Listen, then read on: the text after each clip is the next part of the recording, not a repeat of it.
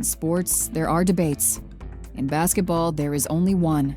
Two names, two legends, two different eras, two very different paths to greatness. Michael Jordan, LeBron James. The question isn't just who's better, it's what does greatness mean? The year is 1984. The Chicago Bulls drafted a young guard out of North Carolina. He isn't the first pick, not even the second.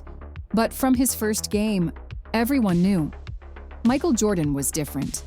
By the late 80s, Jordan was basketball's most unstoppable scorer. But he had a problem. They called them the Bad Boy Pistons.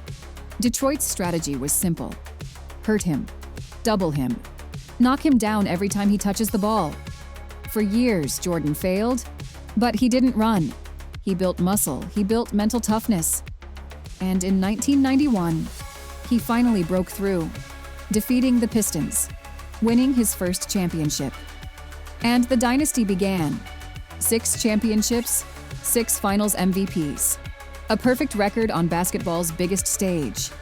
In 1996, Jordan's Bulls went 72-10, a record no one thought could ever be touched. Jordan was more than a player. He was basketball personified. And just when Jordan's legacy seemed untouchable, a new king was crowned. LeBron James, born in Akron, Ohio, raised by a single mother, a kid who seemed destined for something greater. By high school, he was already on the cover of Sports Illustrated. The headline, "The Chosen One." In 2003, the Cleveland Cavaliers drafted him first overall. And instantly, LeBron was compared to Jordan.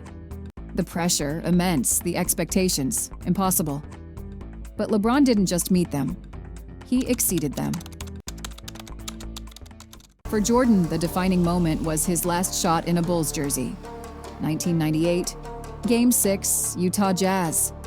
He crosses up Brian Russell, pulls up, hits the jumper. It was perfect, the perfect ending to the perfect career. For LeBron, it was the comeback no one thought was possible.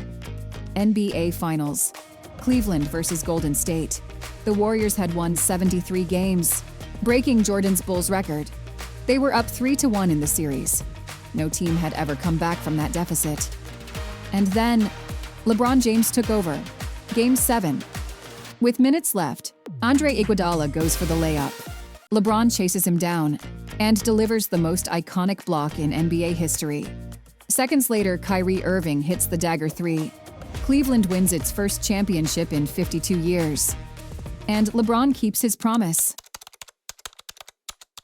Jordan played in an era of physicality. Hand-checking, hard fouls, defenses that could literally hold you down. His battles with the Pistons, Knicks, and Jazz were brutal wars. Points were earned through blood and sweat. LeBron plays in the modern era. Three-point shooting has exploded. Spacing dominates the game. And super teams have become the norm.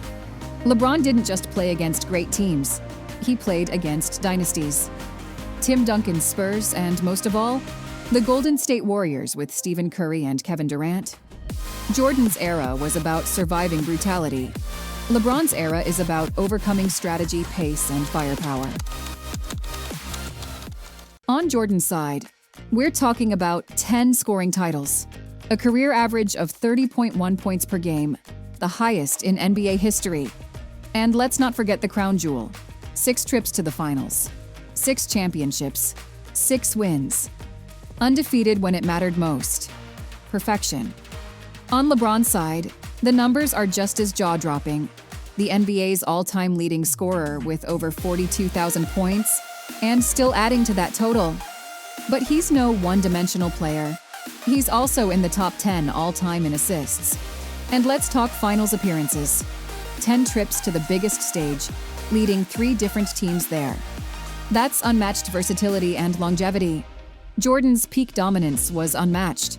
LeBron's longevity and versatility have no equal. Jordan didn't just change the NBA. He changed culture. The Air Jordan sneaker became a global icon. Space Jam made him a movie star. He was basketball's first worldwide brand. LeBron followed, but expanded the blueprint. He used his voice for justice, built a school for kids like him, and rose into not just an athlete, but an empire. Jordan built the empire. LeBron sustained it. Older fans argue that Jordan never lost in the finals. He was a killer. 6 rings. Perfection. While the younger fans argue that LeBron faced tougher competition, he's an all-around force. He's doing it in year 22. Both sides have a point. Michael Jordan may always be remembered as the greatest winner. LeBron James may always be remembered as the greatest player. 2 legends, 2 GOATs. 1 debate. That will never end. So, who's your GOAT? The LeBron versus MJ debate may never end, but that's the fun of it. Be part of the conversation. Subscribe now for daily updates, fiery debates, and the latest gossips on YouTube. Catch you next round.